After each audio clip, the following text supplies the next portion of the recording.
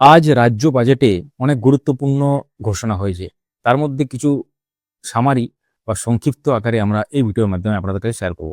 সেটা নিয়োগ সংক্রান্ত ব্যাপার, ডিএ সংক্রান্ত ব্যাপার হতে পারে। তো এক এক করে শুরু করি। প্রথমে ডিএ সংক্রান্ত ব্যাপারটা বলি। আজকে অতিরিক্ত 20% ডিএ ঘোষণা হয়ে গেছে, যেটা কার্যকর হবে 1 অক্টোবর 2026 থেকে। অর্থাৎ 18% পাচ্ছিলেন, আর 20% অ্যাড করুন, 38% টোটাল পাবেন। কবে থেকে? 1 অক্টোবর 2026 থেকে এটা লাগু হচ্ছে।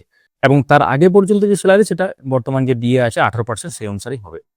এটা গেল ডিএ সংক্রান্ত। এবার নিয়োগ সংক্রান্ত যে 1 লক্ষ ব্যাপার, সেটা একটু বলি।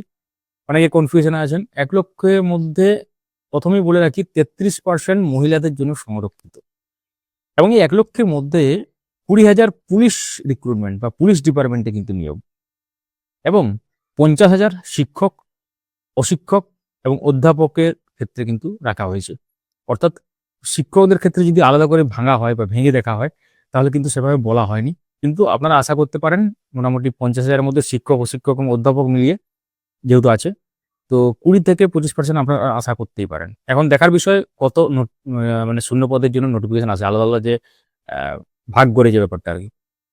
তো এর সাথে আবার অন্যান্য ডিপার্টমেন্টেও কিন্তু নিয়োগের একটা ব্যাপার বলা হয়েছে, এবং আরও কিছু গুরুত্বপূর্ণ ব্যাপার ঘোষণা, যেটা ইউপিএসসি ধাঁচে পরীক্ষা হবে এবং অনলাইনটাকে প্রেফার করা হচ্ছে। পরীক্ষার ক্ষেত্রে সেভাবে যেটা আপনার ধরুন রিফান্ডের যে ব্যাপার, সেই রিফান্ডের ব্যাপারটা অনলাইনে রিফান্ড চলে আসে, পেপারলেস সিস্টেম করা হচ্ছে, এবং সিকিউরিটি সিস্টেম করা, যাতে প্রশ্ন লিক না হয়, প্রশ্ন ফাঁস না হয়, এবং সুষ্ঠুভাবে সবকিছু সম্পন্ন হয় সেটার জন্য।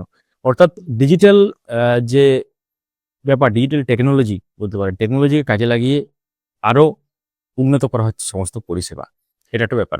অর্থাৎ তাহলে কি কি গুরুত্বপূর্ণ ব্যাপার উঠে এলো? এটা ছাড়াও অনেক কিছু ঘোষণা হয়েছে, কিন্তু সংক্ষিপ্ত আকারে আমরা বলছি। তো ডিএ অতিরিক্ত 20%, মোট 38% হতে চলেছে। তার সাথে নিয়োগ 1 লক্ষ, তার মধ্যে 33% মহিলাদের জন্য সংরক্ষিত, এবং 20,000 হচ্ছে আপনার পুলিশ ডিপার্টমেন্টে, এবং 50,000 শিক্ষক, অশিক্ষক, অধ্যাপক, এবং বাকি আরো অন্যান্য ডিপার্টমেন্টও কিন্তু নিয়োগ হচ্ছে। এবং তার সাথে পরীক্ষার ধরন পাল্টাতে চলেছে, এটা কিন্তু বলা হয়েছে। সঙ্গে থাকুন, দেখতে থাকুন। আমাদেরকে ফলো বা সাবস্ক্রাইব করুন এখনই, এবং ভিডিওটি লাইক করুন, দেখার পর শেয়ার করবেন। কমেন্টে মূল্যবান মতামত শেয়ার করতে ভুলবেন না। ধন্যবাদ।